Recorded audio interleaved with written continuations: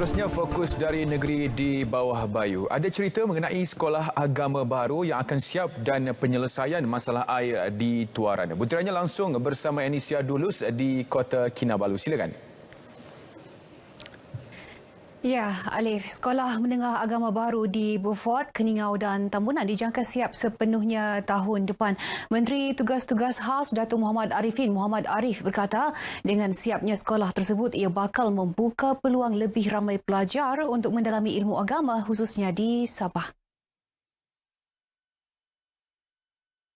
Datuk Arifin berkata kerajaan negeri sentiasa menitikberatkan kepentingan pendidikan agama dan menajar pelajar agama yang cemerlang di negeri ini untuk melanjutkan pelajaran ke luar negara.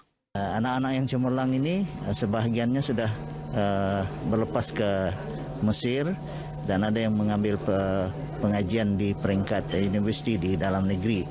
Dan alhamdulillah pencapaian mereka juga baik pada tahun ini.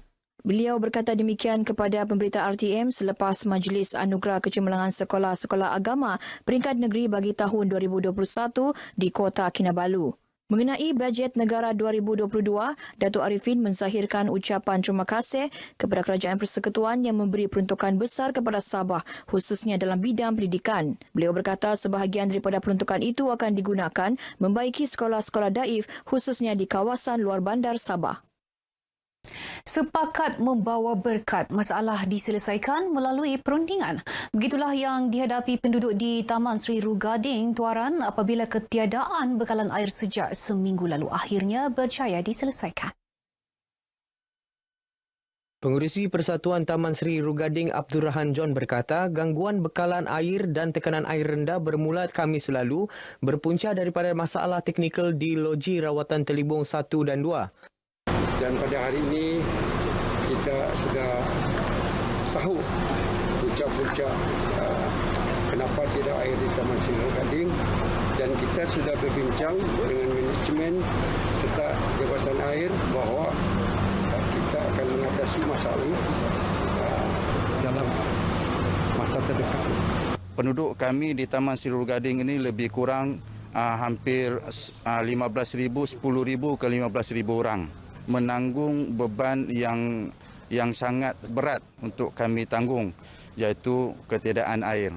Jadi kami harap penyelesaian itu jangka masa panjang, bukan setakat jangka masa pendek. Dan alhamdulillah respon daripada pihak Jabatan Air pun cukup baik, cukup bagus, cukup baik.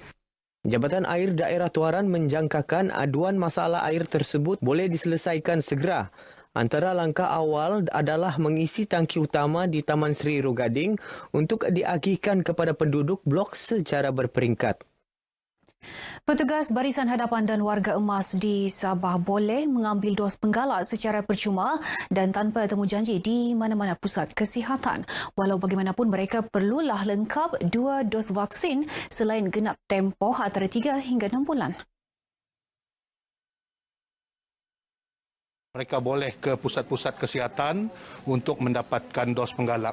Ini ianya diberi percuma, tidak ada temu janji. Yang penting untuk penerima dos Pfizer selepas 6 bulan daripada dos kedua, untuk Sinovac selepas 3 bulan daripada dos kedua.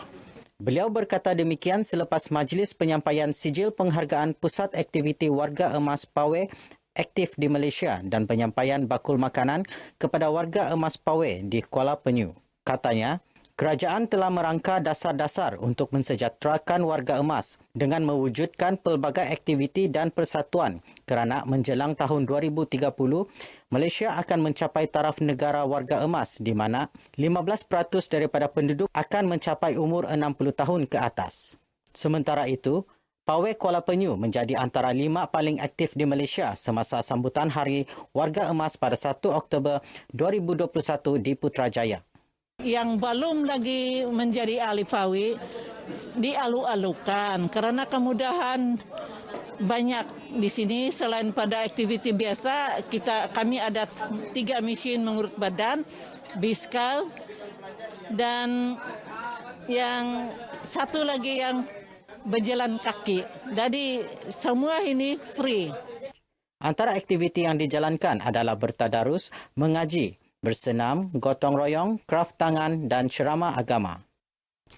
Buat pertama kali, Lembaga Kokok Malaysia LKM telah menyerahkan zakat perniagaan kepada Kerajaan Negeri Sabah berjumlah lebih RM1,428,000 melalui Majlis Ugama Islam Sabah MUIS. Penyerahan zakat disampaikan pengerusi Lembaga Kokok Malaysia, Rahimah Majid, kepada Yang di-Pertua Majlis Ugama Islam Sabah MUIS Datuk Seri Panglima Haji Yahya Husin disaksikan Tuan Yang Terutama Yang di-Pertua Negeri Sabah Tun Juhar Mahiruddin. Rahimah Majid semasa ditemui di Istana Seri Kinabalu berharap dengan pembayaran zakat tersebut dapat membantu golongan yang memerlukan di negeri ini. Jelasnya lagi, usaha ini juga mencerminkan tanggungjawab LKM dalam bersama-sama membangunkan lagi masyarakat di Sabah melalui industri kokok. Seterusnya memberikan contoh kepada agensi kerajaan lain untuk menyumbang melalui zakat kepada kerajaan negeri. Sementara itu, Yang di-Pertua Majlis Ugama Islam Sabah MUIS, Datuk Seri Panglima Haji Yahya Husin, mahu agar lebih ramai lagi pelbagai pihak dapat tampil menunaikan zakat perniagaan untuk disalurkan kepada golongan sasar. Kita harap banyak lagi syarikat-syarikat lain ataupun badan GLC yang memberi sumbangan kepada MUIS zakatnya untuk kita lebih rancak untuk memberi bantuan kepada mereka yang memerlukan.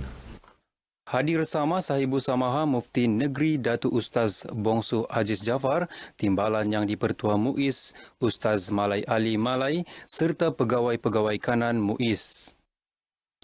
Universiti Malaysia Sabah UMS perlu memastikan lebih 97% pelajarnya dapat mengikuti sebahagian aktiviti pengajaran dan pembelajaran dalam talian.